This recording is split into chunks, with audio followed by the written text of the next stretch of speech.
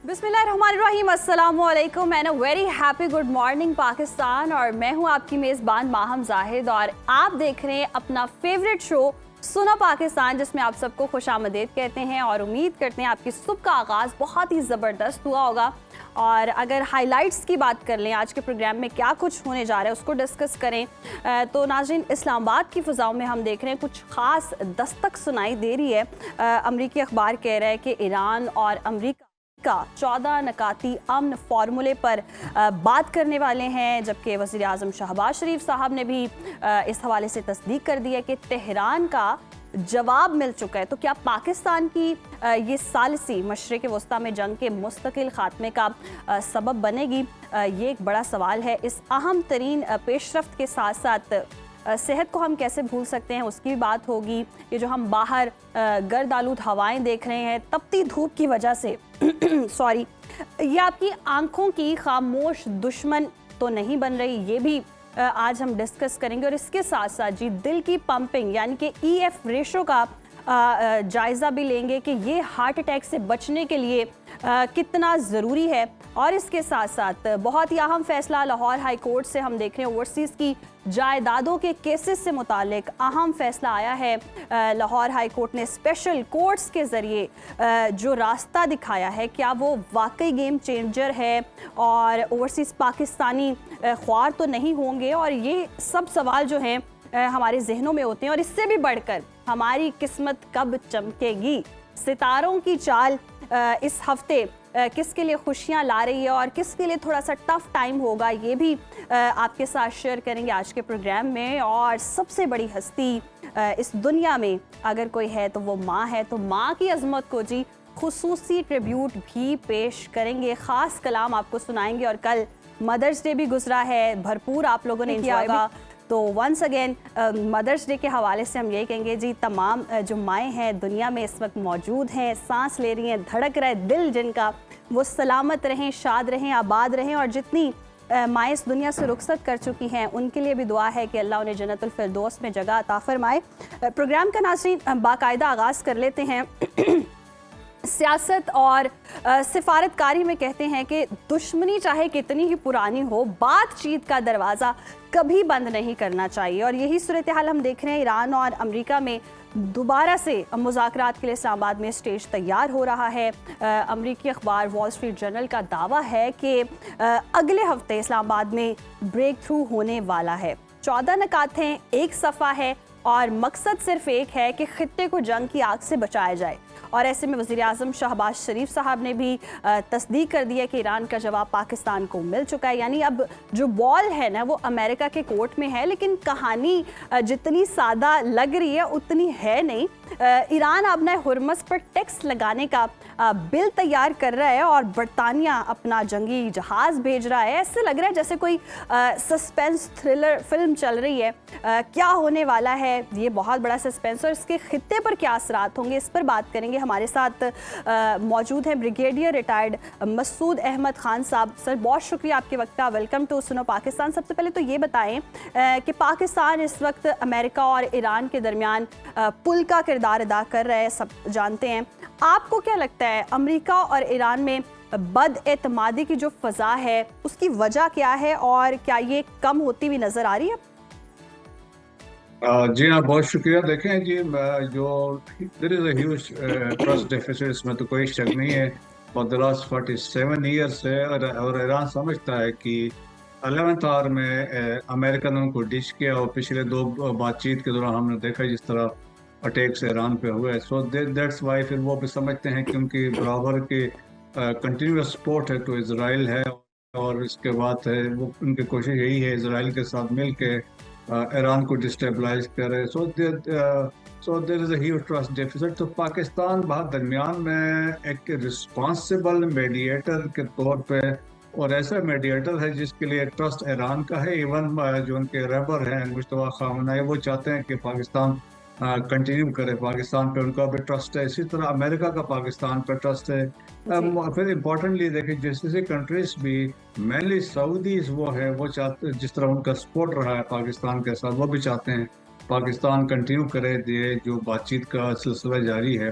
तो मेरे ख्याल में Pakistan is honest sincere broker है बिटवीन दी टू पार्टीज।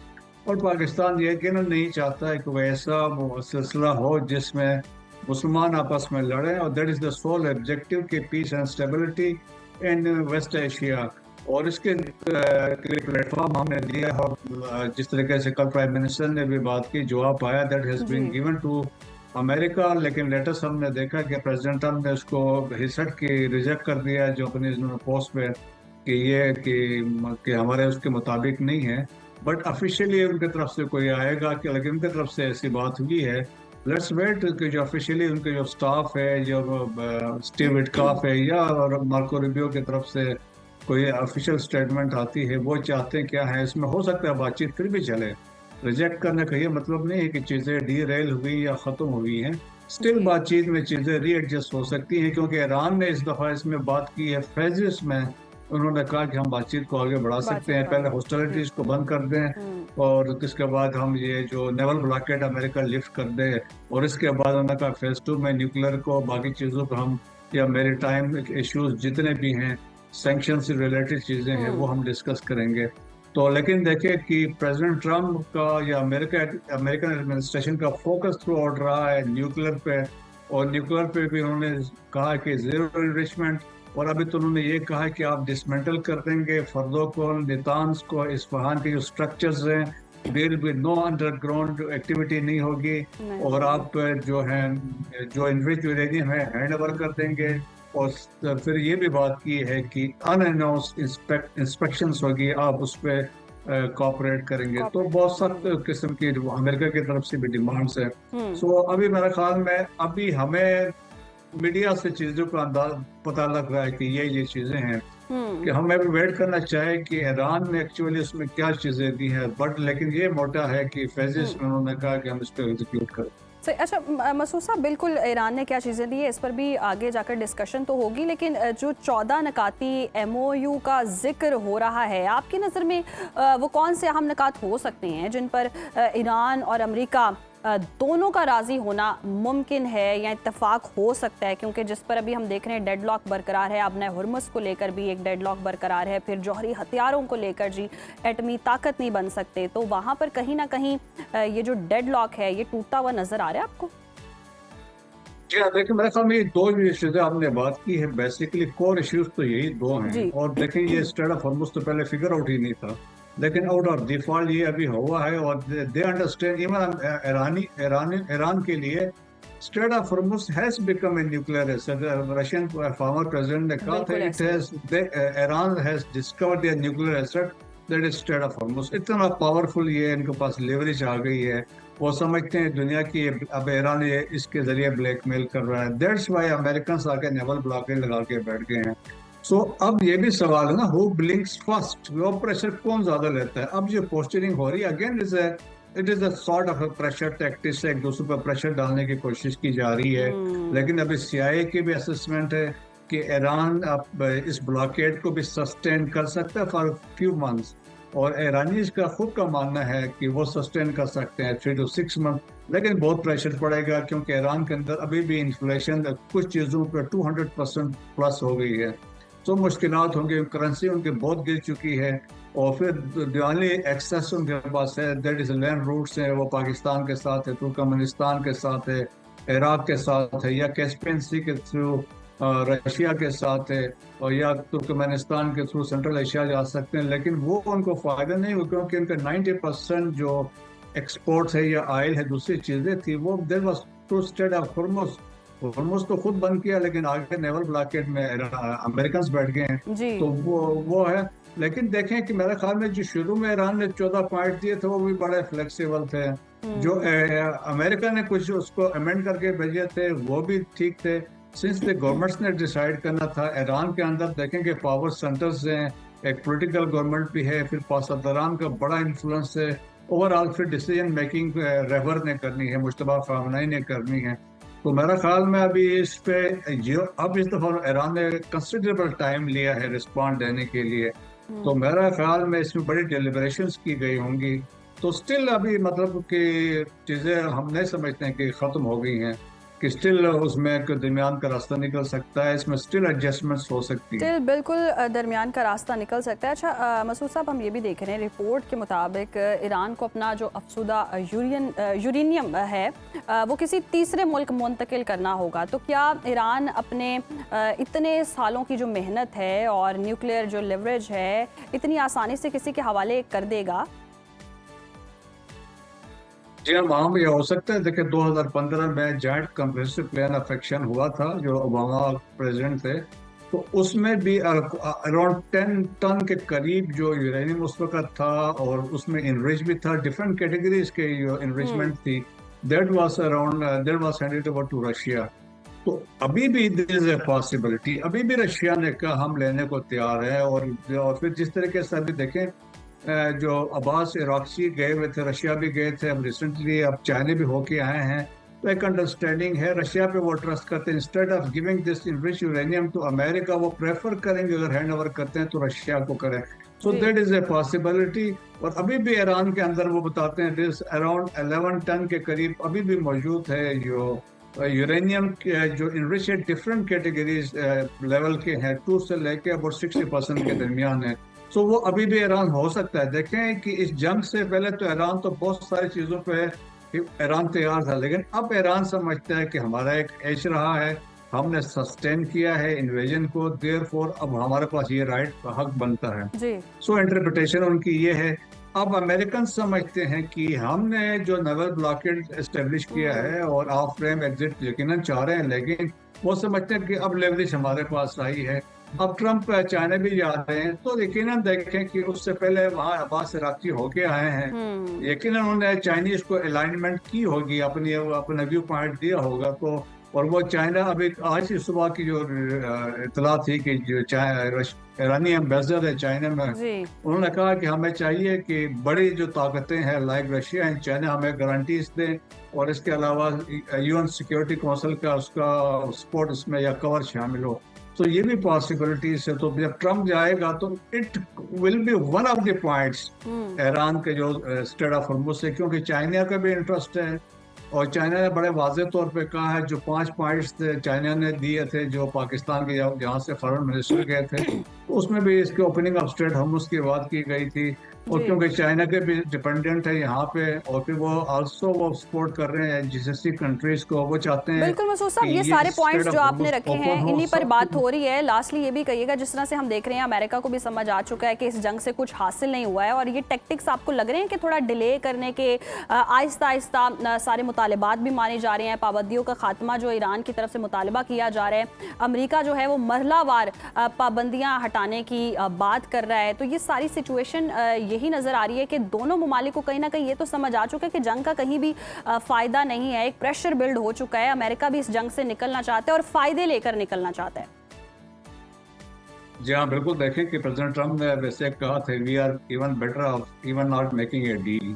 अब ये भी उनकी सोच है, डील भी नहीं करते हैं। So there is a possibility. देखें कि अब क्या हो सकता है कि वार फ्रस्ट्रेशन हो सकती है, स्ट्राइक करें, आगे बैठ जाएं चुप करके, और उससे एक नुकसान होता रहेगा। एक बिल्कुल मसूद साहब, बिल्कुल दुरुस्त फरमाया आपने कि एक प्रेशर जो बिल्ड है इस वक्त हम देख भी रहे हैं ओवरऑल ख़िते में, उसका खात्मा बहुत ज़्यादा ज़रूरी है, और ये जंग का जो खात्मा ये होना बहुत ज़्यादा ज़रूरी है। बहुत शुक्रिया आपके वक्त का। और सिचुएशन नाज़रीन आपके सामने ही है, दोबारा से मुज़ाकरात की बात हो रही है। इस्लामाबाद में हम देख रहे हैं बहुत गहमा गहमी होती हुई नज़र आ रही है, नई दस्तक है मुज़ाकरात की, और लेट्स होप कि इस बार मुज़ाकरात कामयाब होते हैं या नहीं होते हैं। बट हम दुआ गो हैं ख़िते में अमन ही हो, क्योंकि अमेरिका को भी हमने देखा है कहीं ना कहीं वो अंडरस्टैंड कर चुका है कि इस जंग से कोई फ़ायदा नहीं हो रहा है, और तमाम ममालिक भी ये चीज़ समझ चुके हैं कि जंगों से किसी को भी फ़ायदा नहीं होता। तो ख़िते में अमन के लिए बहुत ज़्यादा ज़रूरी है, और जब भी दो पार्टीज़ जो हैं वो दुश्मनी की तरफ बढ़ रही होती हैं तो मुज़ाकरात ही आखिरी हल होते हैं। और अगेन हम यही कह सकते हैं कि दुआ कर सकते हैं इस बार का जो दौर चले मुज़ाकरात का वो कामयाब भी हो। अब जो दौर चलने वाला है जिसकी हम बात करने वाले हैं वो है मौसम। और रात हमने देखा लाहौर में तूफ़ानी बारिश भी हुई और गर्दालूद हवाएँ भी चल रही हैं, जिससे बहुत ज़्यादा प्रॉब्लम्स भी हो रही हैं। आँखों के बड़े मसाइल हैं, वो भी आगे आने वाले सेगमेंट में बात करेंगे। लेकिन चलते हैं और देखते हैं कि आज मौसम कैसा रहेगा, मुख्तलिफ शहरों में क्या दर्जा हरारत रहेगा।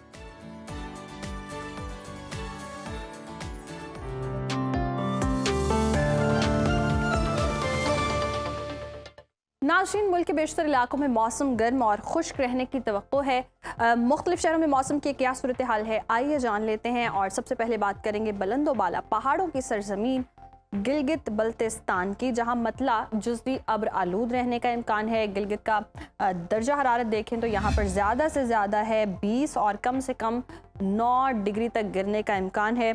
जबकि स्कर्दू में हम देख रहे हैं मैक्सिमम टेम्परेचर है 14 और मिनिमम 4 डिग्री तक गिरने का इम्कान है। महकमे मौसमियात के मुताबिक आइंदा 24 घंटों के दौरान चंद मकामात पर गरज चमक के साथ बारिश का भी इम्कान है। जबकि आज़ाद कश्मीर में मतला जुज़वी अब्र आलूद रहेगा। दारुल हुकूमत मुजफ्फराबाद का रुख करें तो यहाँ पर हम देख रहे हैं मैक्सिमम टेम्परेचर है 29 और मिनिमम 18 डिग्री रहने की तवक्को है। जबकि श्रीनगर में ज़्यादा से ज़्यादा पारा हम देख रहे हैं 25 और कम से कम 8 डिग्री रहने का इम्कान है।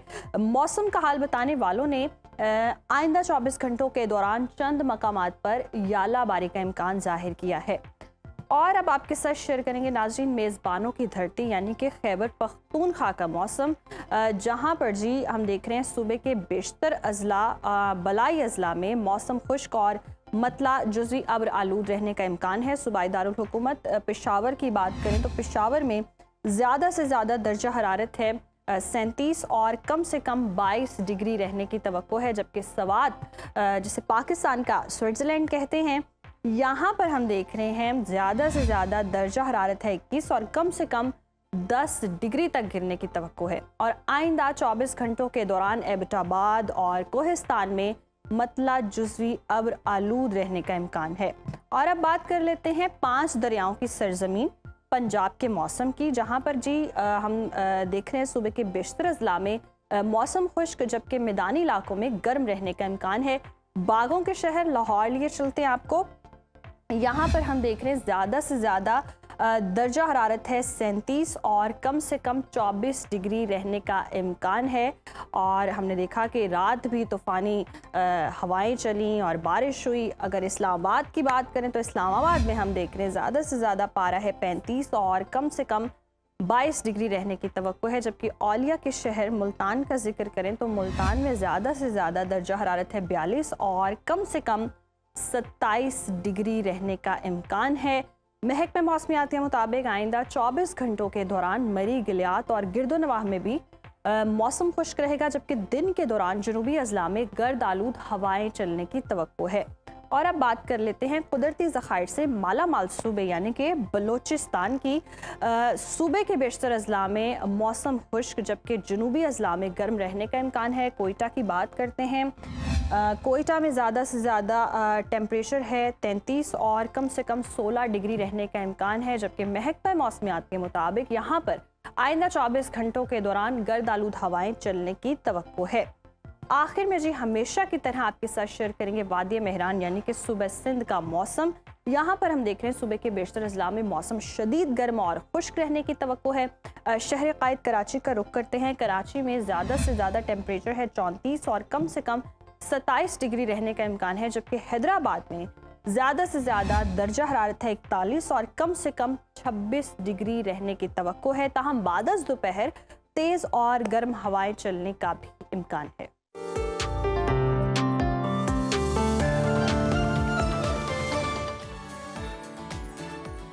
जी तो नाज़रीन, ये था मौसम का हाल। आपने जाना कि मुख्तलिफ शहरों में क्या दर्जा हरारत है और इस मौसम का आपकी आंखों पर क्या असर हो रहा है। तपती धूप, गर्द आलूद हवाएं आपकी आंखों को किस तरह से मुतासर करी हैं, ब्रेक के बाद इस पर भी डिस्कशन करेंगे, तो stay with us. Welcome back again. और नाज़रीन, गर्मियों की अगर हम बात करें तो तकरीबन हर घर में सुनने को मिलती है, और वो है आंखों में जलन। कभी खारिश, कभी पानी का आना, कभी लाली आ जाती है और ऊपर से गर्द आलूद हवाएं चल रही हैं, तपती धूप भी है।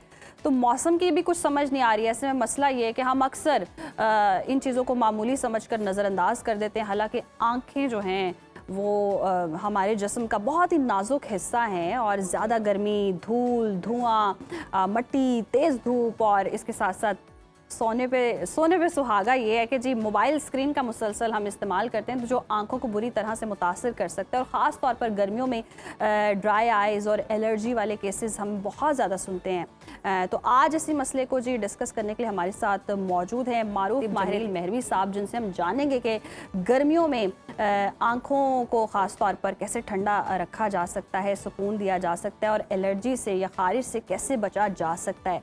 महरवी साहब, बहुत शुक्रिया आपके वक्त का। वेलकम टू सुनो पाकिस्तान। मसला तो आपने सुन लिया है, जैसी गर्मी आती है तपती धूप में हम निकलते हैं तो आंखें झपक रहे होते हैं, बड़ी मुश्किल होती है, दर्द भी, पेन भी बड़ी महसूस होती है, और समटाइम्स जलन होती है, ख़ारिश होती है। ये क्या वजह होती है, क्या ऐसी गलतियाँ हम कर रहे होते हैं? पहली बात तो ये है कि जब हम बाहर निकलें तो हमें सन ग्लास जो है ना वो यूज़ करना ठीक है। ये बहुत ज़रूरी है, इसलिए कि जितनी तपश और बाज़ दफ़ा बहुत सारी रोशनी जो है हमें ना वो रिफ्लेक्ट कर रही होती है। जैसे जब भी कोई हज पे जा रहा होता है ना तो उसको हम अक्सर कहते हैं कि आप ऐनक जो है वो अपना कोई सन ग्लास साथ लेकर जाएं, जो ज़रा कलर ब्लैक कलर इस तरह से हो, क्योंकि वहाँ भी ये होता है कि मताफ में और हरम में और कहीं भी आप हों मस्जिद नबी में, तो सफ़ेद जो पत्थर है उससे आपको रिफ्लेक्ट हो के जो आता है ना तो आपको बिल्कुल पोजीशन आपकी ख़राब हो रही होती है, आंखों से पानी आता है। इसी तरह पाकिस्तान में भी जहाँ भी कहीं है सन ग्लास यूज़ करना चाहिए, अच्छी बात है, और वैसे भी बंदा हैंडसम और अच्छा लगता है, प्यारा लगता है प्यारा लगता है। नहीं, कुछ लोगों के मुंह पे सूट ही नहीं करती। वो अपने उसके मुताबिक ले ना, वो मतलब ये ना हो कि अजीब व गरीब किस्म के चश्मे लगाए। हाँ वो अच्छा। दूसरी बात ये है कि हम अपनी आंखों की हिफाजत नहीं कर पा रहे जी। सबसे पहली बात तो ये है कि कुछ दिन पहले एक वीडियो वायरल हुई, एक डॉक्टर साहब उठे और उन्होंने उठ के एक वीडियो बनाई और उन्होंने वो कहा कि जी सुरमा जो है ना वो अगर आंखों में लगाया जाए तो बंदा अंधा हो जाता है और नजर चली जाती है। हाय। तो अच्छा। ऐसा कोई जाहिल का बच्चा था वो कि जिसको ये नहीं पता कि मतलब अगर उससे पूछा जाए तो वो कहेगा कि मैं मुसलमान हूँ, उससे पूछा जाए तो वो कहेगा मुझे कलमा आता है, उससे पूछा जाए तो वो कहेगा कि मैं ईमान रखता हूँ अल्लाह और उसके रसूल पे, और उसको ये नहीं पता कि आप सल्लम की कितनी अहादीस हैं और सुन्नत है कि सुरमा जो है वो लगाना चाहिए, और सुरमा आंखों में लगाते रहें तो हमारी आंखें और उसके जो मसाइल हैं वो हमें कितने बेहतर रखते हैं। तो सुरमा जो है वो शुरू से बिल्कुल बचपन से बच्चा पैदा हो तब से लेके लगाते रहना चाहिए। एक तो वो चीज़ है।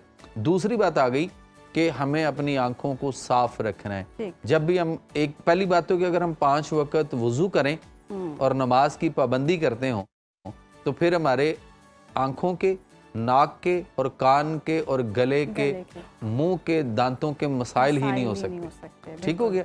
दूसरी बात कि उसके अलावा भी आपको आजकल जो है ना वो मिल जाएगा, अर्के गुलाब मिलता है। अर्के गुलाब, अच्छा, उसको अभी एक कंपनी है, उस्मान साहब हैं, उन्होंने मरहबा के अंदर उन्होंने एक पैकिंग में लेके आए हैं उसको, जैसे परफ्यूम की बोतल होती है उस तरह की, और उसमें वो स्प्रे टाइप है।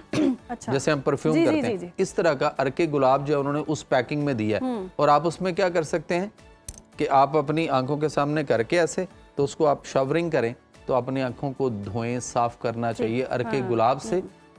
एक तो ये बात, और हफ्ते में या 15 दिन में एक दफ़ा कम से कम हमें शहद जो है वो आंखों में सिलाई के साथ लगाना चाहिए। कमाल का आपकी आंखों के लिए तो जलन नहीं करेगा, अगर कुछ भी नहीं करेगा। अच्छा। आपकी आंखों की सफाई, आपकी आंखों, देखिए शहद वो है जिसके लिए नबी करीम सल्लल्लाहु अलैहि वसल्लम ने फरमाया कि 2 चीज़ों को कभी ना छोड़िएगा, शहद और कुरान, अल अस्ल वल कुरान, यानी शहद और कुरान। तो शहद में शिफा है। तो आपकी आंखों के बहुत सारे मसाइल, इवन दो कि जो आपकी आंखों के retinopathy due to diabetic effect जो हो रहा होता है और जिनके कॉन्ट्रैक्ट वगैरह के मसाइल्स बनते हैं आंखों के, या आंखों के बैक पे रोशनी और वहाँ पर्दे का मसला और उसके अंदर ब्लड सप्लाई के इश्यूज, वहाँ तक शहद आपको जो है वो कमाल लगा सकता है। शहद खा भी सकता है शुगर पेशेंट, इसलिए कि शुगर फ्री होता है, शहद होना चाहिए, पहली बात ये। अच्छा, इसके बाद है कि हम जब भी कभी घर वापस आएं तो हमें, या घर से निकलें, ऑफिस पहुंचे हैं या किसी भी जगह पे, तो हमें आंखों पे पानी के छींटे मारने चाहिए। ठंडे बर्फ की पानी की या ठंडे पानी के छींटे या बर्फ किसी कपड़े में लेकर तो उसकी तरह आंखों पे थोड़ा सा टकोर भी कर लेनी चाहिए। उसके बाद आ गया जैसे वो मैंने बताया कि अर्के गुलाब से अर्के भी इसको गुलाब। जो है वो धोना है, सुरमा भी डालना चाहिए और मेरे शहद भी हिसाब से डालना आप चाहिए। सुरमे की बात करें, आजकल इतने केमिकल मिले सुरमे आ चुके हैं, सुरमा भी अब कौन सा अवेलेबल भी है, किस तरह का सुरमा, पहले दौर में तो लोग खुद लेकर पीसते थे, वो सुरमे इस्तेमाल करते थे, फिर बहुत सारी देखिए मिस सबसे आसान ये है कि अब तो आपको जो चीज़ सऊदीया में मिल रही है वो आपको पाकिस्तान में भी, यानी जमजम भी आ रहा है और बहुत सारी चीज़ें आ रही हैं, यहाँ लोग उसको ऑनलाइन भी देना शुरू हो गए हैं। सुरमा असमत जो है वो आप वसल्लम की बड़ी फेवरेट सुरमा था। आपको मक्का और मदीना में जो लोग भी आपके इस वक्त पाकिस्तान से कहीं से कोई उम्रा पे जा रहा है, कोई हज पे जा रहा है, हम उनसे सिर्फ एक चीज़ डिमांड करें कि जी आप सुरमा, यहाँ भी मिल जाता है। फिर सबसे आसान ये है कि वो पुरानी माओ का कल्चर हमें वापस लाना पड़ेगा। मुझे अपनी वालदा का याद है, जब भी जाना किसी ने या घर में से फैमिली में से किसी ने तो उन्होंने कहना डली वाला सुरमा लेके आना है, अच्छा, और वो ला के देना। तो उन्होंने एक खरल रखा था, तो उसके अंदर उन्होंने कूटना, फिर उसको उन्होंने खरल करते रहना, और 6-8 महीने उन्होंने वो जब फ्री टाइम होना वो अपना उसमें लगे रहते थे। उसमें उन्होंने अर्के गुलाब भी डालना, उसमें उन्होंने जमजम भी डालना, बादाम की गिरियां भी डाल डाल के खरल करनी, उसके बाद छोटी इलायची भी, और इस तरह की कई चीज़ें, मगज चारों, और इस तरह कर करके 6-8 महीने में 6-8 महीने में वो सुरमा जो है वो तैयार होता था। अच्छा। और उसके बाद हमारी वालदा के पास उसकी डिमांड इतनी होती थी कि उसकी बहनें, उसके भाई और जितने भी रिलेटिव हैं वो सारे भांजे भतीजे ये वो सारे कह रहे होते थे हमें थोड़ा सा हमें, वो कहते ठीक है जब तैयार हो जाएगा, तो तैयार होता था, फिर उन्होंने सबको थोड़ा थोड़ा जो है वो बांटना। सही। तो वो वाला जो कल्चर था हमें वो चीजें वापस लाना पड़ेगी, लेकिन हम करना देखते हैं कि पड़ेगा। अक्सर स्टेशंस पर भी इस तरह इधर उधर भी देखे तो वो सुरमा एक दे नहीं, रहे उसमें होते कोई हैं, वो मसला बड़ा नहीं जलन इतना। वाला नहीं वो होता इतना है से कि डिबिया होती है। उसमें भी डिफरेंट आगे उसकी किस्में हैं। कुछ लोगों ने कुछ तबीब ऐसे हैं जिन्होंने उसके अंदर मतलब कोई हर्बल चीजें डाल के भी ऐसी की हैं कि वो आपकी जो क्या कहते हैं सफ़ेद मोतिया आ जाता है, ये इस तरह की चीज़ें, उसको उसके लिए भी हाँ होता है, उसको लिए भी उसको ख़त्म करता है। तो हमें यह है कि अपनी बहरहाल इसकी हिफाजत करनी है, और जब भी हम बाहर निकलें इस तरीके से उसको देखें। और गर्मी के मौसम में ख़ास तौर पे पानी का इंटेक जो है ना, वो कुरान में अल्लाह ताला ने फरमाया कि वजअलना मिनल माए कुल्ला शैइन हई, कि हमने हर शय की ज़िंदगी पानी से रखी है। तो पानी का इंटेक हमें जो है वो ज़्यादा करना चाहिए। गर्मी है, बाहर लू है, तपश है, टेम्परेचर ऊपर जा रहा है, तो आप जब घर से निकलें तो पानी का एक गिलास आराम से बैठ के पी के निकलें। और ठंडा पानी इसमें जो है वो कोशिश करें ना पिया जाए, नॉर्मल टेम्परेचर या थोड़ा सा पानी को गर्म करके नीम गर्म लिया जाए। और अब उसके बाद फिर कहीं भी जाएं तो हमें cold drinks, soft drinks, energy drinks या चाय कॉफ़ी से इज्तनाब करते हुए, क्योंकि वो हमारी बॉडी के वाटर लेवल को और कम करता है, बर्न कर देता है। तो हमें जो है वो पानी को इस्तेमाल ज़्यादा करना चाहिए। फिर जहाँ भी जाए वहाँ पानी पिए। अगर थोड़ी देर किसी ऑफिस में बैठे हैं, कहीं काम गए, बैंक में गए, जहाँ भी कहीं गए, तो आप वहाँ बैठें तो ज़ाहिर है हर कोई पानी पूछता है, पानी पी लें।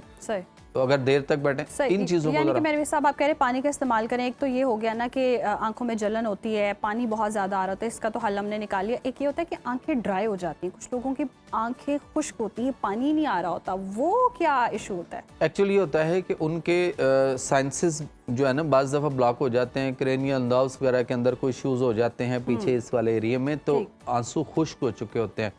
उनको ये चाहिए कि वो अपने किसी तबीब, माहिर तबीब को चेक कराएं, पहले नेचुरोपैथिक किसी डॉक्टर को चेक करा लें, ताकि वो उसको देखे कि इसकी क्या रीज़न क्या है, आंसू आने चाहिए। और दूसरी बात यह है कि फिर उनके लिए एक प्रैक्टिस एक्सरसाइज जो मैं बताता होता हूँ वो ये है कि आप किसी एक जगह पे ऐसे टिकटिकी लगा के आंखें खोल के पूरा उसको कंसंट्रेट के साथ देखते रहें, आपने पलक नहीं झपकनी, तो कुछ देर के बाद आंसू आना शुरू हो जाते हैं। ये ना पुतलियां वहीं जम जाएं। नहीं, पुतलियां नहीं जमती, पुतलियां तो हिलती हैं, उनमें तो एक्सरसाइज है ना, वो तो रहनी है। लेकिन कुछ देर के लिए होता है कि आप उसको मतलब पलक नहीं झपके, तो आपके वो वाली पोजीशंस बनती है। एक्सरसाइज आंखों की करनी चाहिए। और मतलब उसके बाद आ गया कि हमारे यहाँ गर्मी के अंदर मुख्तलिफ किस्म के मशरूबात जो हैं जिसका करना चाहिए, वो उसकी तरफ जाना चाहिए। जैसे हम अक्सर बात करते हैं कि कद्दू का मिल्क शेक है, उसके बाद केले का मिल्क शेक है, खुबानी जब आ जाएगी, अभी सही पकी हुई खुबानी आएगी तो खुबानी का शेक भी आप ले सकते हैं, ठीक है। उसके बाद आपके यहाँ इस वक्त गन्ने का रस जो रो है वो बहुत आम है, ठीक तो है। उसको देखना चाहिए कि अगर बाजार से हम ले रहे हैं, जाहिर है ऑब्वियसली यानी वहीं कि से लेनी, अच्छे मशरूबात भी तो पीने चाहिए, हेल्दी। उसमें सिर्फ उसको कहा जाए कि वो जो बाजार में उसकी बर्फ डाल रहा होता है, अब वो बर्फ ना डाले, ठीक। बाकी वो अदरक भी उसमें लगाए, पुदीना भी लगाए और काला नमक भी थोड़ा सही। सा डाले। आम रूटीन में भी पानी पीते हुए थोड़ा सा काला नमक जो उसकी 1-2 चुटकियां बीच सही। में डाल लें तो बहुत ठीक है, अच्छी है। हाइड्रेटेड भी रहें, पानी की भी कमी जो है वो नहीं होनी चाहिए, नमकियात की कमी भी नहीं नमकियात भी उसकी भी कमी नहीं होनी चाहिए। बहुत शुक्रिया मेहरवी साहब आपके वक्त का, और वाकई जी आंखों की बहुत ज़्यादा हिफाजत करनी चाहिए, इतने प्यारे प्यारे व्यूज़ देखने होते हैं, प्यारे प्यारे लोग देखने होते हैं, और सुरमे का भी इस्तेमाल करें, ऐਵੇਂ नहीं गाना बना सुरमे दानी वर्गाए मेरा माही तो ऑब्वियसली सुरमा भी, अगर आपके पास हर्बल अच्छा सुरमा है तो उसको ज़रूर इस्तेमाल करें। केमिकल फ्री चीज़ें अगर अपनी आंखों पर इस्तेमाल करेंगे, सन ग्लासेस का तपती धूप में इस्तेमाल करें तो आंखें जी बेहतर होंगी। अभी वक्त है ब्रेक का, देखते रहिए सुना पाकिस्तान। एक बार फिर से प्रोग्राम में आपको खुशामदीद कहते हैं, और नाज़रीन वो सेगमेंट आ चुका है जिसका आप सबको इंतज़ार होता है। हफ्ते का पहला दिन है यानी कि मंडे, और मंडे को जी हम डिस्कस करते हैं सितारों के हवाले से कि आपके सितारे क्या कह रहे हैं, आसमान पर हैं, ज़मीन पर हैं, क्या होने वाला है इस वीक आपके साथ, अच्छा गुजरेगा या थोड़ा बहुत अफसरदा गुजरेगा। लेकिन मायूस नहीं होना, कुछ ना कुछ आगे जाकर बेहतरी होती है, अल्लाह के कामों में बहुत ज़्यादा बेहतरी है, इस पर आपने एतमाद रखना है। तो वक्त ज़ाया किए बगैर चलते हैं जी दाऊद अहमद दाऊद साहब के पास, टैरो कार्ड रीडर हैं और ये बताएंगे कि हमारा वीक कैसा गुजरेगा। बहुत शुक्रिया आपके वक्त का, वेलकम टू सुनो पाकिस्तान। तो सबसे पहला जो सितारा है वो है जी बुर्ज हमल, क्या कहता है आज कैसा गुजरेगा और पूरा वीक कैसा गुजरेगा? बहुत शुक्रिया आपका, और नादरीन आपका शुक्रिया। 11 मई से लेकर 17 मई बड़ा राजयोग, इसलिए मैं कहूँगा कि मरकरी एरीज में आज की डेट में ही डायरेक्ट हो रहा है। अच्छा। और ये पूरा वीक बड़ी तब्दीलियों का वीक है। इस वीक में आपने अपने जॉब, बिजनेस और कैरियर के साथ साथ कुछ खास रेमेडीज का इस्तेमाल करना है, जिसके करने से आपकी ज़िंदगी में एक बड़ा बदलाव आएगा। ठीक है। एरीज बुर्ज हमल वालों की बात करें तो story of the week, Aries वालों की एक नए दौर का आगाज़, नई अपॉर्चुनिटीज़, किसी नए काम का आगाज़ भी, पैसा भी, इज्जत भी, वकार भी। और सेकंड गार्ड की एनर्जी में अपॉर्चुनिटीज़ ज़्यादा, आउट ऑफ कंट्री भी जा सकते हैं, कामों में मदद आएगी। और जनाब बिल्कुल यहाँ पे थर्ड, जज्बाती भी नज़र आते हैं अपने मामला से मुतल्लिका। तो ये वीक बड़ी ज़बरदस्त किस्म की एनर्जी आपके लिए लेकर आया है। जॉब और बिजनेस की बात करूं तो डिटर्मिनेशन काफ़ी हाई है।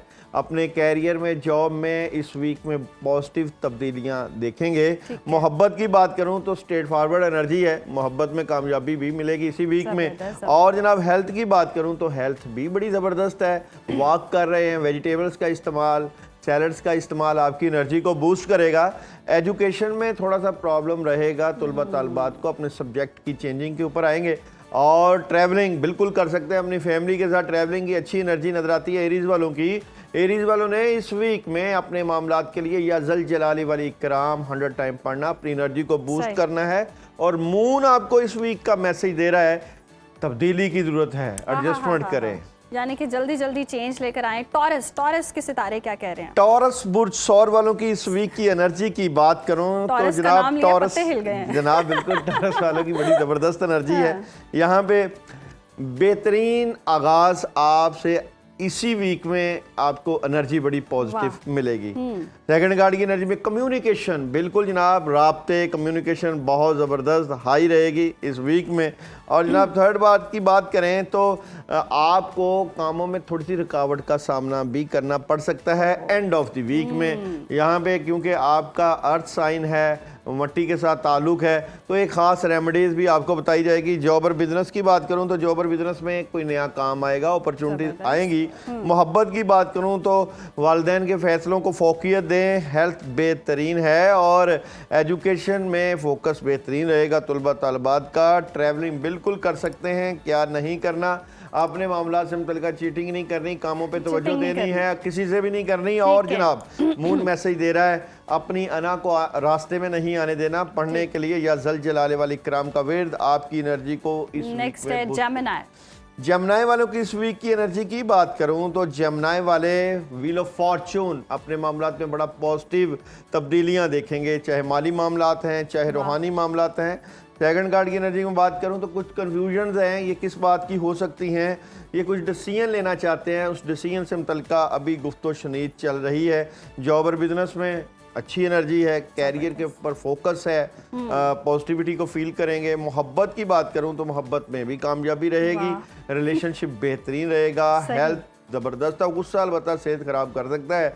एजुकेशन बेहतरीन है और ट्रैवलिंग एहतियात से करिएगा, बिस्मिल्लाह व तवक्कलतु अल्लाह पढ़ के। और मून मैसेज दे रहा है सूरत हाल को प्यार से डील करें और बिस्मिल्लाह रहमान रहीम रोजाना पढ़ना एनर्जी को बूस्ट करेगा। सूरत हाल को प्यार से डील करें। कैंसर के सितारे क्या कह रहे हैं? कैंसरियन वालों की इस वीक की एनर्जी की बात करें तो कैंसर अपने कामों में मसरूफ नजर आते हैं। इस वीक में काम तो काफी ज्यादा है। इस वीक में यहाँ पे अपॉर्चुनिटीज भी मिलेगी। व्हाइट कलर का पहनना, व्हाइट कलर का सदका करना अच्छी एनर्जी को चेंज करेगा। और यहाँ पे चेंज भी है, बिल्कुल एंड ऑफ द वीक में एक बड़ा चेंज है और ये चेंज एहतियात से करना, ये ना हो कि किसी से फजूल में लड़ाई झगड़ा या बहस करें, इससे मामला डिस्टर्ब हो सकते हैं। जॉब, बिजनेस और कैरियर में अपॉर्चुनिटीज आएंगी, बेहतरीन एनर्जी है।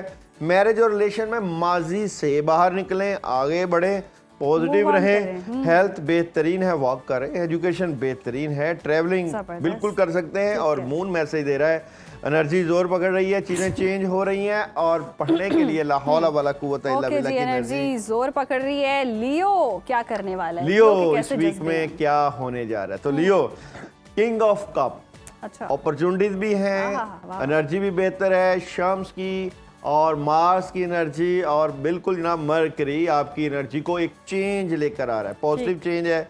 लियो पार्टनरशिप भी लग सकती है इस वीक में।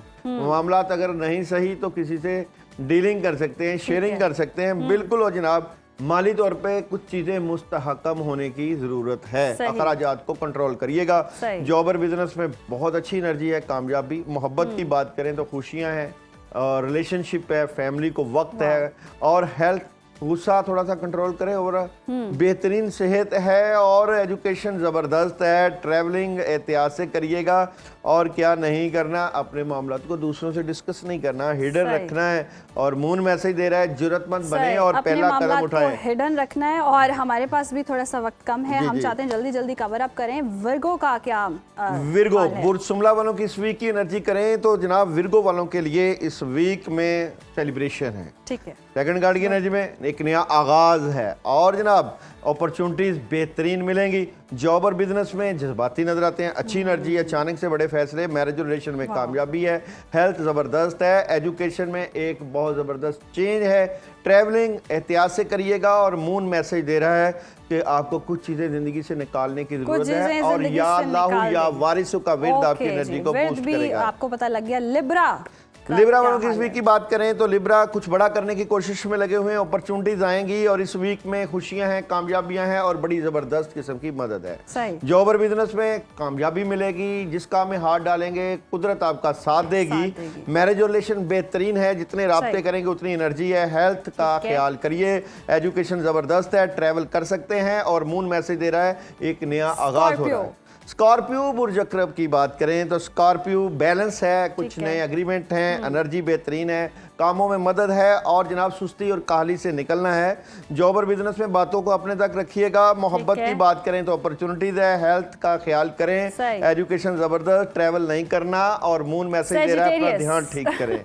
सैजिटेरियस वालों की इस वीक की बात करें तो कामों में बड़ी जबरदस्त हेल्प आएगी। डबल माइंडेड नजर आते हैं किसी बात को लेकर, किसी बात को दिल पर नहीं लेना वरना प्रॉब्लम हो सकती है। जॉब और बिजनेस में रूहानियत से हेल्प लें, दुआओं का सहारा। मैरिज और रिलेशन जबरदस्त, हेल्थ का थोड़ा सा ख्याल करना पड़ेगा। एजुकेशन के कोई डिसीजन ले रहे हैं और ट्रैवलिंग कर सकते हैं। और मून मैसेज दे रहा है अपने माजी को पीछे रोकें। कैप्रिकॉर्न वालों की इस वीक की स्टोरी ऑफ द वीक की बात करें तो क्लैरिटी है आपको अपने मामला से मुतल्लिका, अपॉर्चुनिटीज बेहतरीन रहेंगी और स्ट्रेट फॉरवर्ड एनर्जी है। ये वीक बहुत पॉजिटिव एनर्जियां लेकर आया है। जॉब और बिजनेस में कामयाबियां, पैसा और वकार, इज्जत और मोहब्बत में ओवर थिंकिंग से बचना है। हेल्थ जबरदस्त है और एजुकेशन हम चाहते हैं सबको कवर हो जाए ना। एक्वेरियस वालों की इस वीक की स्टोरी, कामयाबी मिलेगी, जियो जीनो दो पे रहेंगे। चेंज, ये वीक चेंज का है और चेंज थोड़ा सा एहतियात से, लड़ाई झगड़ा और बहस नहीं करनी इस वीक में। कैरियर वाइज कामयाबी कामयाबी, मोहब्बत जबरदस्त। में नाकामी,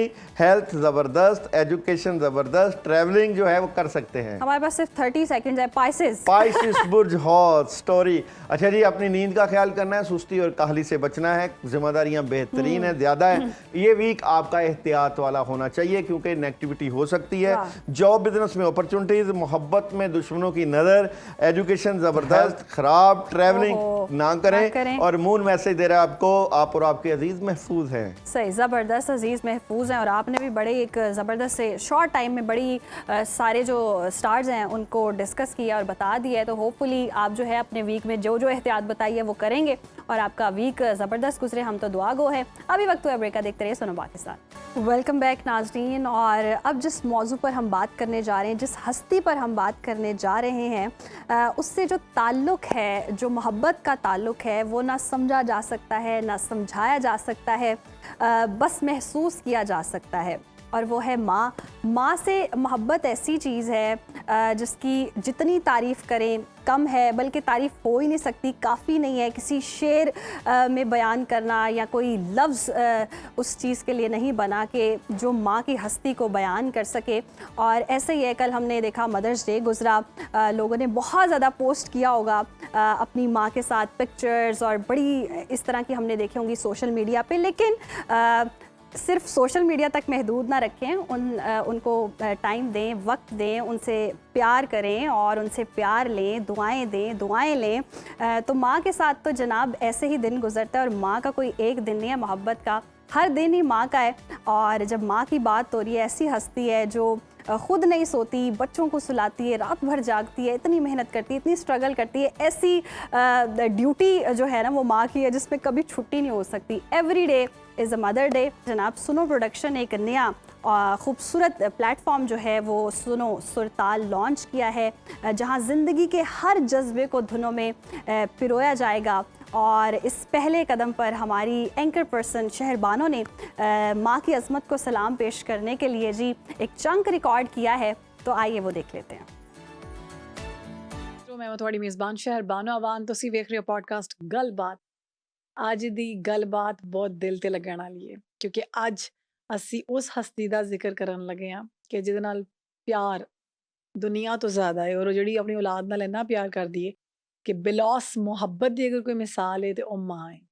ਯਾਨੀ ਮਾਂ ਅਲਫਾਜ਼ ਲੈਂਦਿਆਂ ਹੀ ਮਾਂ ਦੇ ਲਫ਼ਜ਼ ਦੇ ਵਿੱਚ ਹੀ ਇੰਨੀ ਮੁਹੱਬਤ ਹੈ ਕਿ ਜਿਹਦਾ ਹਿਸਾਬ ਕੋਈ ਨਹੀਂ। ਮਦਰਸ ਡੇ ਵੇ ਤੇ ਪੂਰੀ ਦੁਨੀਆ ਦੀ ਮਾਵਾਂ ਨੂੰ ਸੁਣੋ ਪੰਜਾਬ ਦੀ ਤਰਫੋਂ, ਸ਼ਹਿਰਬਾਨੋ ਦੀ ਤਰਫੋਂ ਸਲਾਮ ਪੇਸ਼ ਕਰਨੇ ਆ, ਟ੍ਰਿਬਿਊਟ ਪੇਸ਼ ਕਰਨੇ ਆ ਕਿ ਕਿੰਨਾ ਖੂਬਸੂਰਤ ਤਰੀਕੇ ਨਾਲ ਇੱਕ ਮਾਂ ਜਿਹੜੀ ਉਹ ਕਿੰਨੀ ਕੁਰਬਾਨੀਆਂ ਦੇ ਕਰ ਆਪਣੀ ਜ਼ਿੰਦਗੀ ਨੂੰ ਦਾ ਪੂਰਾ ਨਿਚੋੜ ਜਿਹੜਾ ਨਾ ਉਹ ਆਪਣੀ ਔਲਾਦ 'ਚ ਲੈ ਕੇ ਆਉਂਦੀ ਹੈ, ਔਰ ਆਪਣੀ ਜਵਾਨੀ ਦੇ ਕੇ ਉਹ ਆਪਣੀ ਔਲਾਦ ਨੂੰ ਵੱਡਾ ਕਰਦੀ ਹੈ। ਮਾਂ ਵਾਸਤੇ ਸਾਡੇ ਪਲੇਟਫਾਰਮ ਤੋਂ ਇੱਕ ਬਹੁਤ ਖੂਬਸੂਰਤ ਕਲਾਮ ਜਿਹੜਾ ਵੇ ਉਹ ਅਸੀਂ ਤੁਹਾਡੇ ਨਾਲ ਸ਼ੇਅਰ ਕਰਨਾ ਚਾਹਾਂਗੇ। ਸਜਾਦ ਸਾਹਿਬ ਨੇ ਇੰਨਾ ਖੂਬਸੂਰਤ ਉਹ ਕਲਾਮ ਲਿਖਿਆ ਹੈ ਕਿ ਉਹਦਾ ਇੱਕ ਇੱਕ ਲਫ਼ਜ਼ ਜਿਹੜਾ ਨਾ ਉਹ ਇੰਜ ਲੱਗਦਾ ਹੈ ਕਿ ਦਿਲ ਨੂੰ ਲੱਗਦਾ ਪਿਆ। ਔਰ ਯਕੀਨਨ ਮਾਂ ਨਾਲ ਮੁਹੱਬਤ ਕਰਨ ਵਾਲੇ ਕਿਸੇ ਸ਼ਖਸ ਦੀ ਤਰਫੋਂ ਹੀ ਐਸਾ ਕਲਾਮ ਲਿਖਿਆ ਜਾ ਸਕਦਾ ਹੈ, ਔਰ ਇੱਕ ਅਜ਼ੀਮ ਮਾਂ ਦੀ ਤਰਫੋਂ ਹੀ ਕੋਈ ਐਸਾ ਬੇਟਾ ਪੈਦਾ ਹੋ ਸਕਦਾ ਹੈ ਕਿ ਜਿਹੜਾ ਆਪਣੀ ਮਾਂ ਵਾਸਤੇ ਖੂਬਸੂਰਤ ਅਲਫਾਜ਼ ਬਿਆਨ ਕਰੇ।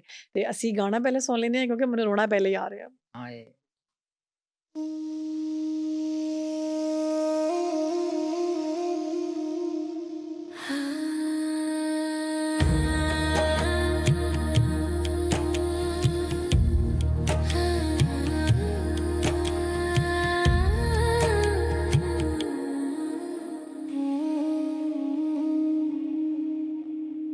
तेरी याद बड़ी आउंदी है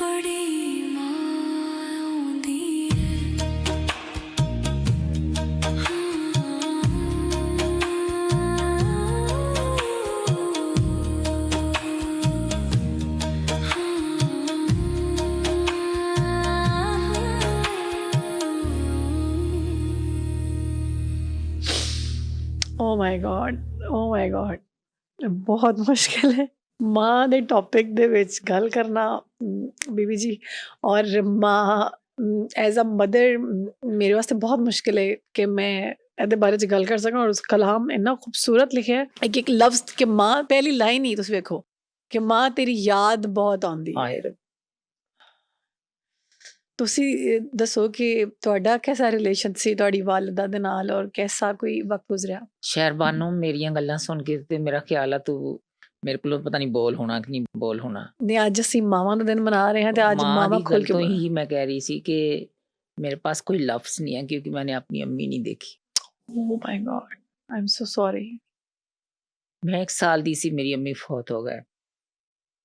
ਔਰ ਅਸੀਂ ਜ਼ਿਮੀਂਦਾਰ ਘਰਾਣੇ ਨਾਲ ਸਾਡਾ ਤਲਕ ਸੀ, ਪਿੰਡਾਂ ਥਾਵਾਂ ਦੇ ਲੋਕ ਆ। ਤੁਹਾਨੂੰ ਪਤਾ ਪਿੰਡਾਂ ਦੀਆਂ ਸਖਤੀਆਂ ਔਰ ਬੜੇ ਬੜੇ ਘਰ ਔਰ ਬੜਾ ਲੰਮਾ ਉਹਨਾਂ ਦਾ ਹੁੰਦਾ ਵਾ प्रोग्राम सारे। वाकई नाज़रीन ये बहुत टफ़ है, जिन्होंने अपनी माँ नहीं देखी, मैं कहती हूँ उनकी लाइफ भी कैसी होगी। और जैसे हम पहले भी जिक्र कर रहे थे कि कोई ऐसे अल्फाज नहीं हैं जो माँ की तारीफ़ कर सकें। और जब आपके जज्बात आवाज़ बनते हैं, और आवाज़ भी मौसीकी, और ऐसी मौसीकी जो दिल को छू जाए और माँ से मोहब्बत का इजहार करे, तो वाकई हम इजहार कर नहीं पाते हैं। हमारे सामने हमारी माँ मौजूद होती है, अगर हम घर में नहीं होते हैं तो यकीनी तौर पर जिनकी हयात हैं और जिनकी हयात नहीं भी हैं उनको याद तो हर वक्त ही आती है, याद सताती भी है। और कोई भी घर माँ के बगैर घर नहीं है। घर वही है जहाँ माँ है। और आपके दिल दिमाग में अगर कोई घर बना हुआ है ना, तो वो सिर्फ माँ के अंदर ही बसता है। तो मैं दुआ गो हूँ कि सबकी माएँ सलामत रहें, खुश रहें, आबाद रहें। और जिनकी इस दुनिया से जा चुकी हैं, जिन्होंने नहीं देखी हैं, उनके लिए वाकई मैं वो तकलीफ़ महसूस कर सकती हूँ। क्योंकि जितना दुख, जितनी दर्द तकलीफ़ें इस दुनिया में अगर हम झेलते हैं, अगर माँ ना हो तो शायद हम सलामत ही ना रह सकें। हमारा दिल जो है वो हमेशा ही उदास रहे, लेकिन माँ के पास जाके जो सुकून मिलता है, जो राहत मिलती है, मैं आप लोगों से रिक्वेस्ट करूँगी कि अपनी माँओं को टाइम दें, उनके साथ वक्त गुजारें, उनको खुश रखें, उनकी छोटी छोटी ख्वाहिशात को पूरा करें। अव्वल तो उनकी इस तरह की ख्वाहिशात ही नहीं होती, वो यही चाहती है कि अपने बच्चों के साथ टाइम स्पेंड कर सके। और आजकल की जनरेशन मोबाइल फ़ोन्स पर लगी हुई है, सोशल मीडिया का दौर है। सब ने मदर्स डे को ज़रूर सेलिब्रेट किया होगा, पिक्चर लगाकर पोस्ट करके आई लव यू शायद लिख दिया होगा, लेकिन बराह रास्त जाकर, ऐसे पास जाकर, उनको हक करके, उनको बोसा देकर आई लव यू ज़रूर कीजिएगा। और उनसे ज़रूर इजहार कीजिएगा कि आप कितनी उनसे मोहब्बत करते हो और कितनी ज़्यादा हमारी ज़िंदगियों में माँ की इम्पॉर्टेंस है। ये तो मैं जितना बता सकूँ, जितना कह सकूँ, वाकई अल्फाज बहुत कम है। Very very speechless right now, but still मैं इतना जज्बा रखती हूँ या रख पा रही हूँ कि मैं बोल सकती हूँ। क्योंकि माँ एक ऐसी हस्ती है जिसके बारे में शायद मैं बोलना शुरू करूँ तो पूरा दिन गुजर जाए, लेकिन वो जो जज्बात हैं वो उस तरह से बयान ना हो सके जो इस मौसीकी ने कर दिए हैं। तो हेड्स ऑफ टू सजाद साहब, जो वाकई ये जज्बा रखते हैं, जो अपनी माँ से इतनी मोहब्बत रखते हैं कि वाकई उनको अल्फाज में उन्होंने परोया भी है उन जज्बात को। अभी लेते हैं ब्रेक, देखते रहिए सुनो Pakistan. Once again welcome back. और नाज़रीन, आज जिस टॉपिक पर हम बात करने जा रहे हैं वो ऑलमोस्ट हर घर की कहानी है। और आपको जानकर हैरत भी होगी, दुख भी होगा कि पाकिस्तान में हर साल तकरीबन 4 लाख से ज़ायद अफराद जो हैं वो सिर्फ दिल के अमराज की वजह से अपनी जान गंवा बैठते हैं। और ये अदादो शुमार अगर हम देखें तो इतने खौफनाक हैं कि हम अगर हिसाब लगाएं तो हर घंटे में 40 से ज़्यादा पाकिस्तानी अचानक अपने प्यारों को छोड़कर चले जाते हैं। पहले हम कहते थे कि जी बूढ़ों को दिल का मसला होता है या इनका दिल कमज़ोर होता है, मगर अब तो हम देख रहे हैं 30 या 40 साल के नौजवान हंसते खेलते हार्ट अटैक का शिकार हो जाते हैं। और एक और जो हम बड़ी गलत फहमी का शिकार हैं कि अगर जी ECG नॉर्मल आ गई है, ठीक है, तो दिल बिल्कुल ठीक है। हालांकि दिल की पंपिंग जानने के लिए एको और EF इजेक्शन फ्रैक्शन टेस्ट जो है वो बहुत ज़्यादा इंपॉर्टेंट होता है। तो हमारे साथ मौजूद हैं associate professor cardiology doctor Zeeshan Ghaus साहब। उनसे हम जानेंगे कि दिल कमज़ोर होने से पहले हमें क्या इंडिकेशंस देता है, EF रेशो कितनी ज़रूरी होती है दिल की हेल्थ के लिए, तो ये अहम मौजू आज हम डिस्कस करने जा रहे हैं अपने प्रोग्राम में। बहुत शुक्रिया डॉक्टर साहब आपके वक्त का। बहुत वेलकम शुक्रिया, टू सुनो बहुत पाकिस्तान। और जिस तरह से हम बात भी कर रहे थे, दादो शुमार देखें बहुत खौफनाक हैं। तकरीबन सालाना 4 लाख अमवात जो हैं वो दिल की बीमारियों की वजह से हो रही हैं। ये हमारे सिस्टम या हेल्थ सिस्टम की नाकामी है या हमारी अपनी लापरवाहियों का नतीजा है? देखें, बहुत शुक्रिया आपने मुझे मदऊ वेलकम। किया इतने अच्छे टॉपिक पे बात करने के लिए। ये बहुत इंपॉर्टेंट टॉपिक है। आपने जिस तरह स्टैट्स बताई ये अलार्मिंग है। वाकई ये हमारे पाकिस्तान में तो और ज़्यादा अलार्मिंग है। ये बाहर के स्टैट्स इस तरह नहीं हैं जिस तरह हमारे हैं। As I am working as director emergency in Punjab institute of cardiology, तो हम वो सारी चीज़ें ऑब्ज़र्व कर रहे हैं। जो एज लिमिट थी पहले 50 इयर्स और 60 इयर्स एंड अबव, उनको कहा जाता था कि ये इनको हार्ट अटैक हो सकता है। अब वो एज लिमिट रिड्यूस होके 20 से 25 साल तक आ गई है। जी, ऐसे ही है। इसमें बहुत सारे फैक्टर्स हैं, इन्वॉल्व हैं, जिसमें हमारे लाइफस्टाइल्स हैं, हमारा स्मोकिंग है, हमारा इन्वायरमेंट है, हमारी इनएक्टिविटी है, ये सारी चीज़ें कि हमारा जेनेटिक मेकअप है। तो वो जो सारी चीज़ें इन्वॉल्व होके उसकी वजह से ये एज लिमिट कम हो गई है हमारे पाकिस्तान में। सही। अच्छा डॉक्टर साहब, जिस तरह से हम डिस्कस भी कर रहे थे, ये ईएफ रेशो क्या होता है, इसको भी ज़रा एक्सप्लेन कीजिएगा। क्योंकि हम सोचते हैं कि अगर दिल पंप ठीक कर रहा है, दिल की पंपिंग नॉर्मल है, तो बस दिल जी बहुत हेल्दी है। तो ये कितना इम्पॉर्टेंट है कि ईएफ रेशो क्या होनी चाहिए, हर इंसान को कैसे पता चल सकती है? देखें, इजेक्शन फ्रैक्शन, इसको मैं अगर आसान अल्फाज में आपको बताऊं कि इजेक्शन फ्रैक्शन एक दिल की पंपिंग पावर है। जो दिल एक कार्डियक साइकिल में जितना ब्लड जिस्म में पंप कर सकता है, उसकी जो रेशो होती है उसको हम इजेक्शन फ्रैक्शन कहते हैं। नॉर्मल इजेक्शन फ्रैक्शन जानना बहुत ज़रूरी है। Normal ejection fraction 50% and above is normal. Anything below ये एबनॉर्मल होती है। ओके। हम यूजुअली फॉलो करते हैं अमेरिकन हार्ट एसोसिएशन और यूरोपियन सोसाइटी ऑफ कार्डियोलॉजी की गाइडलाइंस। उन्होंने इसको इजेक्शन फ्रैक्शन की बेस पे जो हार्ट फेलियर है इसको 3 हिस्सों में डिवाइड किया है। एक वो है जब इजेक्शन फ्रैक्शन 40% से कम हो जाए तो उसको कहते हैं कि heart failure with reduce ejection fraction. एक है कि अगर इजेक्शन फ्रैक्शन नॉर्मल भी है, 50% एंड अबव है, उसकी वजह से भी, लेकिन उसके बावजूद भी सिम्टम्स हार्ट फेलियर के आ रहे होते हैं, उसको एक नाम दिया गया है heart failure with preserved ejection fraction. एक दरमियान वाली कैटेगरी है जो 40 से 50% के दरमियान में है, जिसको कहते हैं heart failure with mildly reduce ejection fraction.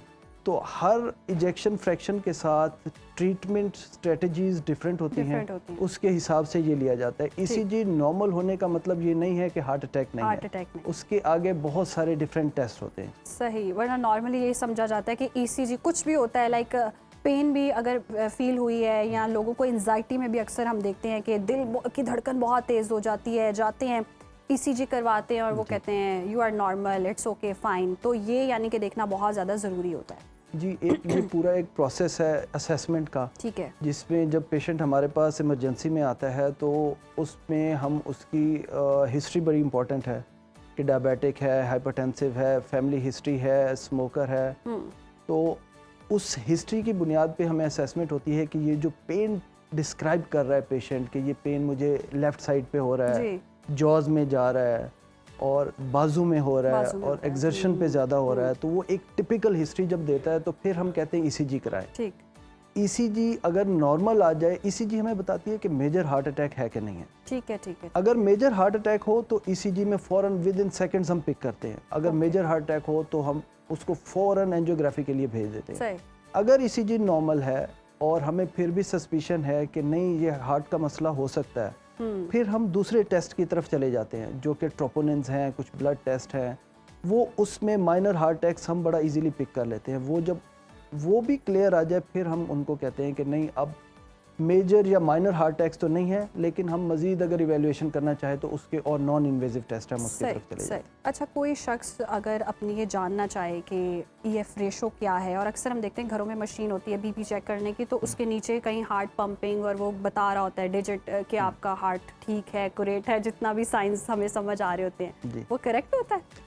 Ji, digital metres जो हैं ये बड़े अच्छे होते हैं, लेकिन ये 100% सही नहीं बताते। सही नहीं बताते। उस पे बहुत सारे पेशेंट्स हमारे पास आते हैं जो उसकी वजह से वो डिजिटल मीटर पे देखने की वजह से परेशान होके आ जाते हैं। सही। स्पेशली मैं आपको मिसाल देता हूँ, जब ये जो कैलिब्रेटेड हैं, अगर दिल की धड़कन नॉर्मल और साइनस हो, साइनस मींस रेगुलर इंटरवल्स पे दिल एक धड़क रहा है, अगर ये थोड़ी सी इरेगुलरिटी हो जाए, फिर वो जो डिजिटल मीटर्स हैं वो उसको पिक नहीं करते। कभी आपका हार्ट रेट बताएंगे 200, कभी वो 30 बताएंगे। जब ये बताएंगे तो जो बेचारा वो चेक कर रहा है उसको, वो एंजाइटी में, स्ट्रेस में चला जाता है, वो डॉक्टर की तरफ चला जाता है। तो वो 100% नहीं होता, लेकिन ज़्यादातर ये बहुत अच्छी इन्फॉर्मेशन देते हैं। सही। लेकिन इजेक्शन फ्रैक्शन देखने के लिए वो प्योरली एक कार्डियक अल्ट्रासाउंड हमें करना पड़ता है, जिसको हम एकोकार्डियोग्राफी कहते हैं।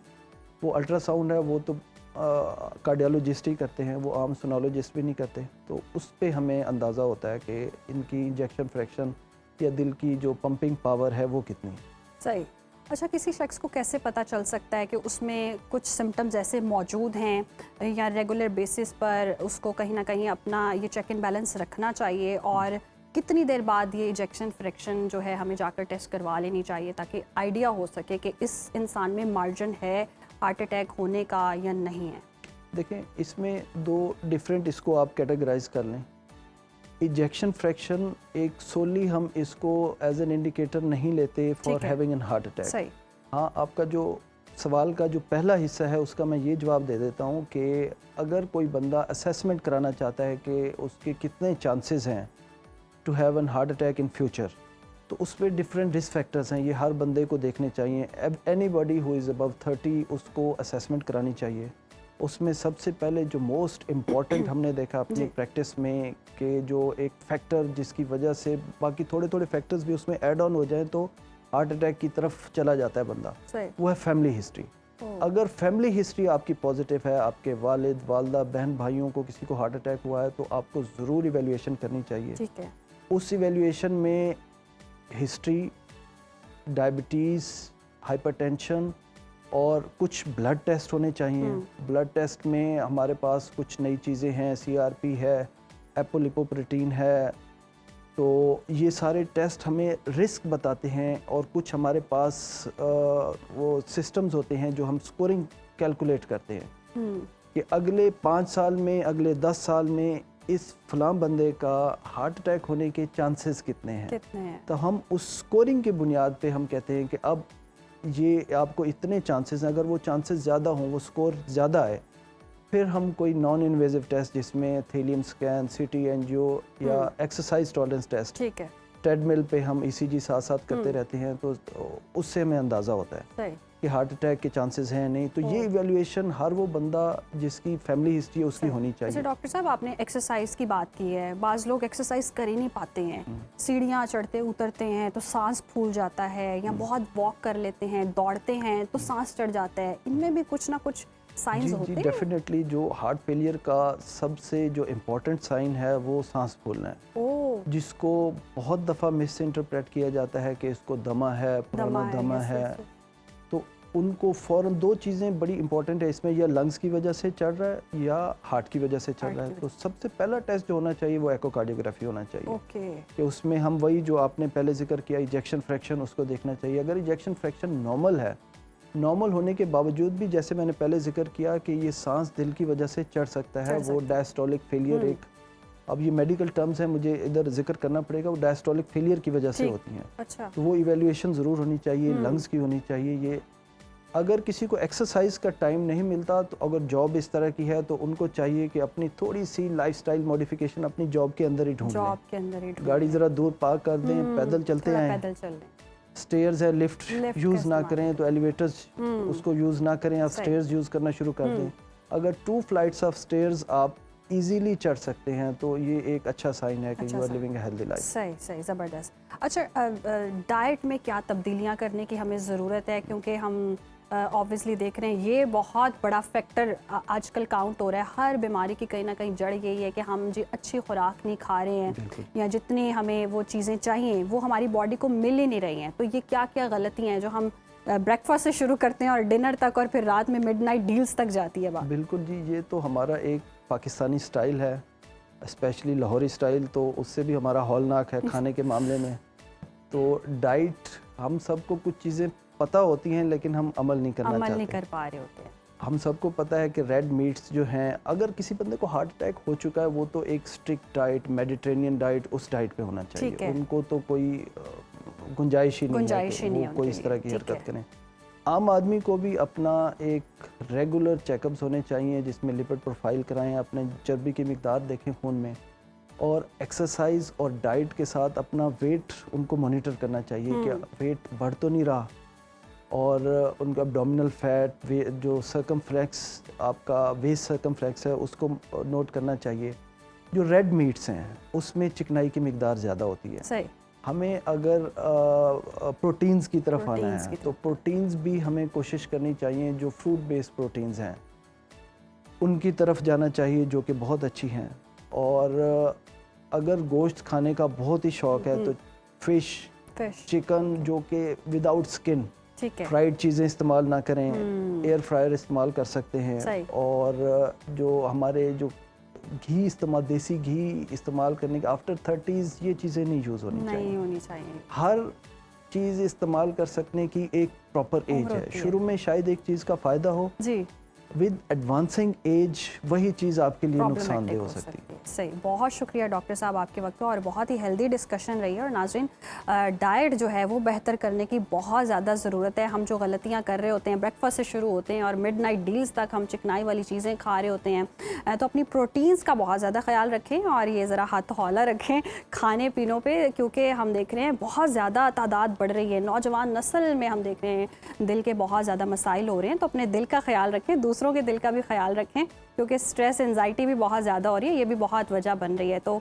एक्सरसाइज करें, हेल्दी लाइफस्टाइल अपनाएं। अभी वक्त है ब्रेक का, देखते रहिए सुनो पाकिस्तान। वेलकम बैक नाज़रीन, और बहुत ही अहम मौजू हम डिस्कस करने जा रहे हैं। बैरून मुल्क रहने वाले पाकिस्तानियों का एक दुख जो है वो हमेशा रहा है कि पाकिस्तान में घर जायदाद तो बना ली है, अब उसे बचाएं कैसे।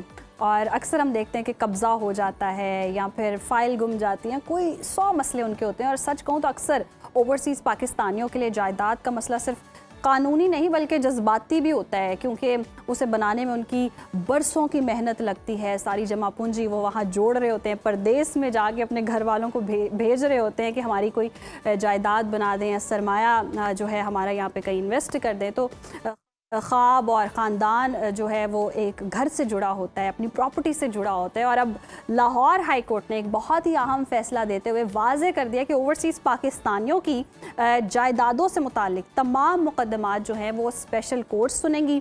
लाहौर हाई कोर्ट ने अपने फ़ैसले में ये भी वाज़े किया है कि पहले से जो ज़ेर इल्तिवा मुकदमात हैं वो दोबारा फ़ाइल नहीं होंगे, बल्कि जिस मरले पर हैं वहीं से स्पेशल कोर्ट में चलेंगे। तो हमारे साथ जी इस कानूनी पेचीदगियों को समझने के लिए मुमताज़ कानून चौधरी नसीर अहमद कंबो साहब मौजूद हैं। उनसे जानेंगे कि इस फैसले के बाद ओवरसीज़ पाकिस्तानियों को अमली तौर पर क्या फ़ायदा होगा और क्या वाकई अब इंसाफ तेज़ होगा और जो उनकी अपनी जायदादें हैं वो महफूज रहेंगी। कानूनी चीज़ों का ख्याल रखना कितना इम्पॉर्टेंट है उनके लिए, ये भी जानने की कोशिश करेंगे। बहुत शुक्रिया आपके वक्त का। वेलकम टू सुनो पाकिस्तान। हम देख रहे हैं कि बहुत ही अल्फाज जो हैं सादा इस्तेमाल किए गए हैं, आसान अल्फाज में बता दिया कि जी लाहौर हाई कोर्ट जो है इस फैसले की आगे से तर्जुमानी भी करेगा, देखेगा भी, जिस तरह से बयान किया गया है। तो ये कितना आसान प्रोसेस होगा आगे आने वाले दिनों में? जी बिस्मिल्लाहिर्रहमानिर्रहीम, बहुत शुक्रिया जी। बेसिकली ओवरसीज़ पाकिस्तानी जो हैं वो, जैसे आपने इंट्रो में कहा कि उनकी बड़ी जज्बाती एफिलिएशन होती है, वो कमाते हैं, पाकिस्तान भेजते हैं, प्रॉपर्टियां खरीदते हैं, और उसके बाद क्या होता है जी, उनकी प्रॉपर्टी पे कब्ज़ा हो गया, या उसने किसी रिश्तेदार को प्रॉपर्टी दी है तो वही उस पर पक्का हो गया, या बाद का तो कोई ओवरसीज़ पाकिस्तान नहीं आता है, पाकिस्तान में कोई प्रॉपर्टी खरीदने का एग्रीमेंट कर लेता है, लेकिन यहाँ पे उसके साथ कोई ना कोई चीटिंग हो जाती है, या बाद का तो ओवरसीज़ पाकिस्तानी जो है उनकी विरासत के इश्यूज़ होते हैं, तो वो पाकिस्तान की अदालतों में लिटिगेशन करते भी हैं। उनका स्टे 2-4 महीने का होता है, उन्होंने वापस जाना होता है, तो अदालतों में तारीख महीने महीने की पड़ती है। तो वो जो मुखालफ जिसके खिलाफ केस किया होता है तो वो उसको एक थका देने वाले प्रोसेस में डाल के वो वापस चला जाता है। तो लिहाजा इस चीज़ को, इस ज़रूरत को महसूस करते हुए पंजाब गवर्नमेंट ने पिछले साल एक कानून बनाया ओवरसीज़ पाकिस्तानियों के लिए, जिस कानून का नाम है जी the Punjab establishment of special courts for overseas Pakistani protection act 2025। सही। अच्छा, अब ये एक्ट जो बनाया गया था इस एक्ट में जो था ओवरसीज़ पाकिस्तानीज़ को फोकस किया गया था, और इस एक्ट में ये जो इसकी प्रीएम्बल थी उसमें लिखा गया था कि ओवरसीज़ पाकिस्तानियों के राइट्स की प्रोटेक्शन के लिए या उनको सिक्योर करने के लिए उनकी इमूवेबल प्रॉपर्टी जो है, उनकी मलकियत को और उनके कब्ज़ों को और उससे मुंसलिका मुतल्लिका जितने भी मामलात हैं उनको डील करने के लिए जो है ये एक्ट बनाया गया था। अच्छा, ये एक्ट बड़ा स्पीडी ट्रैक था, और इसमें जो है एक सेशन जज लेवल का जो है वो जज जो था स्पेशल जज के तौर पे तैनात किया गया, और इस कानून में कमांड दी गई कि 90 दिन के अंदर अंदर अदालत जो है वो फैसला करेगी, और फैसला होने के बाद अपील लाहौर हाई कोर्ट में होगी तो उसका फैसला भी 90 दिन के अंदर होगा। अच्छा, जब स्पेशल कोर्ट्स को ये केसेस ट्रांसफ़र होने शुरू हुए तो जबकि जी स्पेशल लॉ आ गया, स्पेशल अदालतें बन गई, तो जितनी अदालतों में सिविल कोर्ट्स में सिविल मामलात लोगों के जो थे वो सारे स्पेशल कोर्ट्स को ट्रांसफ़र हो गए। ठीक है। अच्छा, अब स्पेशल कोर्ट्स ने क्या किया कि उन्होंने इस चीज़ को जवाब बनाया कि उन्होंने पिक एंड चूज़ की। उन्होंने कहा कि जी जो ओवरसीज़ पाकिस्तानी हैं तो ये इस एक्ट की जो प्रीएम्बल है वो ये कहती है कि ओवरसीज़ पाकिस्तानियों की मूवेबल प्रॉपर्टी जो है वो जो जिसकी मलकियत मुकम्मल है, अगर उस पर कब्ज़ा हो गया है तो ये स्पेशल कोर्ट या ये एक्ट उस हद तक है। जबकि ये एतराज़ लगा के केस स्पेशल कोर्ट ने वापस अदालतों को भेज दिए। ओवरसीज़ पाकिस्तानियों के केसेस जो थे, किसी ने एग्रीमेंट कर लिया, दूसरा पूरा नहीं कर रहा, स्पेसिफिक परफॉर्मेंस का दावा, उसमें तो अभी मलकियत मुकम्मल नहीं ना हुई होती, अभी उसमें तो मुआहदा पूरा ही नहीं हो रहा होता। पार्टीशन जो है, तकसीम के केसेस जो है वो, सक्सेशन जानशीनी के केसेस जो हैं, या किसी ने कोई फेक डॉक्यूमेंट बना लिया उसकी कैंसिलेशन के केसेस हैं, या जो कोई पावर ऑफ अटर्नी या कोई हिबानामा बना लिया उसके केसेस हैं। तो ये सारे मामलात जो थे स्पेशल कोर्ट ने वापस जो है उन्हीं सिविल अदालतों को भेज दिए, ये एतराज़ लगा के कि ये एक्ट सिर्फ जो है जिसकी मलकियत मुकम्मल है, उस पर कब्जा हो गया है तो उसके लिए है। तो फिर वो जो ओवरसीज़ पाकिस्तानी जो थे वो बहुत सारी रिट पिटीशन जो थी उनको लेके लाहौर हाई कोर्ट में चले गए। तो वहाँ पे जाके जो है वो ये रिक्वेस्ट की ऑनरेबल लाहौर हाई कोर्ट से कि ये जो स्पेशल लॉ बनाया गया था, हम ओवरसीज़ के लिए बनाया गया था, तो हमारे ओवरसीज़ के मसाइल जो हैं सिर्फ ये तो नहीं है कि हमारा कोई किसी प्लॉट के हम मालिक हैं तो उस पर कब्जा हो गया, हमारे और भी बहुत सारे मसाइल हैं। तो लिहाजा ये कानून जो ये तशरीह जो स्पेशल कोर्ट की तरफ से की जा रही है, ये तो पिक एंड चूज़ है कि हमारे 20% मसाइल हल हो रहे हैं, 80% जो तो वो हमारे मसाइल वहीं पे हैं। तो फिर ऑनरेबल लाहौर हाई कोर्ट में ने एक सवाल फार्मूलेट किया कि क्या ये जो स्पेशल लॉ है जो बनाया गया है, क्या ये सिर्फ मलकियत और कब्जे की हद तक है या इसमें दीगर मामलात जो हैं वो भी आते हैं। और दूसरा, इसमें अदालत ने ये फरमाया कि इसमें जो स्पेशल कोर्ट बनाई गई है, इसने जो मामलात जब जो पिछले नीचे वाली अदालतों में थे वो मामलात वहीं से शुरू होने हैं या यहाँ पे नया केस दायर करेंगे। तो क्या ये जुरिस्डिक्शन मसला जो है वो इस एक्ट को जो है वो फिर अदालत ने इस एक्ट की प्रीएम्बल को जो है वो बड़ा हाईलाइट किया, तमहीद को, या जिसमें कोई भी कानून बनाया जाए तो उसकी बताई होती है ना कि इसका मकसद क्या है। ठीक। अच्छा, इस पर भी आएंगे कि आगे उनका जो केस है वो कैसे चलेगा, लेकिन जिस तरह से हम देख रहे हैं कि लाहौर हाई कोर्ट ने ये भी थोड़ा सा कहा कि जी तशरीह गलत की गई है कानून की, सिविल कह लें या स्पेशल कोर्ट्स कह लें, तो जो भी पिछले फैसले हो चुके हैं तो वो कानूनी तौर पर क्या फिर गलत होंगे, उनका फिर क्या? नहीं, अदालत ने अब इसमें यही डायरेक्शन दी है कि कोई भी मामला है, ये एक्ट बेसिकली ओवरसीज पाकिस्तानियों की प्रोटेक्शन के लिए बनाया गया है। किसी भी केस में कोई शख्स अपने आप को ये साबित कर दे कि वो ओवरसीज पाकिस्तानी है। अच्छा, ओवरसीज पाकिस्तानी की डेफिनेशन जो है वो इसी एक्ट के सेक्शन 2 की सब क्लास सी में बयान की गई है। कोई भी शख्स जो पाकिस्तान का पासपोर्ट रखता है, पाकिस्तानी ID कार्ड रखता है, या पाकिस्तान का national ID card overseas Pakistani NICOP जिसको कहते हैं वो रखता है, या जो है वो ओवरसीज फाउंडेशन जो है वो उसका मेंबर है, या उसके पास कार्ड है जारी करदा, या वो बाहर गया हुआ है, परमानेंटली है या टेम्परेरली है, पढ़ने के लिए गया है, या वो मुस्तकिल रहता है या कारोबार करता है, यानी कोई बंदा 182 डेज उसको हो गए हैं या उससे ज्यादा हो गए, वो बाहर है तो वो ओवरसीज पाकिस्तानी है। तो लिहाजा अदालत ने ये क्राइटेरिया मुकर्रर कर दिया कि कोई भी बंदा जो ओवरसीज पाकिस्तानी है इस क्राइटेरिया में पूरा उतरता है, उसका कोई भी केस है वो सिर्फ मलकियत और कब्जे की हद तक नहीं है, जाली मुंतकिली, वो जाली मुंतकिली, जाली मुख्तारनामे, या जाली हिबानामे या जाली कोई दस्तावेज़ बना लेनी या कोई माहिदा करके कोई पूरा नहीं कर रहा ओवरसीज़ पाकिस्तान के लिए, उसकी तामील के लिए या तामील मुख्तस के लिए या पार्टीशन तकसीम के लिए या कोई सक्सेशन के लिए, तो कोई भी ओवरसीज़ पाकिस्तानी को कोई Overall मसला सारी है। मसाइल, वाह। और इमूवेबल प्रॉपर्टी वो होती है जो फिक्स होती है, फिक्स होती जैसे है। प्लॉट है, कोई घर है, कोई ज़मीन है। ठीक तो है। अगर ये मामला है इमूवेबल प्रॉपर्टी है, वो ओवरसीज़ पाकिस्तानी है, वो किसी भी तरफ से फरीक है, तो उसका केस जो है ये स्पेशल कोर्ट सुनेगी। और फिर अदालत ने फरमाया कि जो इतराज़ लगा के केसेस वापस भेजे हैं सिविल कोर्ट्स को, वो केस वापस ओवरसीज़ कोर्ट्स को वापस भेजे जाए। है। और सेक्शन 13 में ये प्रोटेक्शन दिया गया है इस एक्ट के कि कोई भी केस की जो प्रोसीडिंग है, जो प्रोसीडिंग जहां पे कार्रवाई थी वो पिछली अदालत में सिविल कोर्ट में, वो वहीं वहीं से से केस शुरू होगा।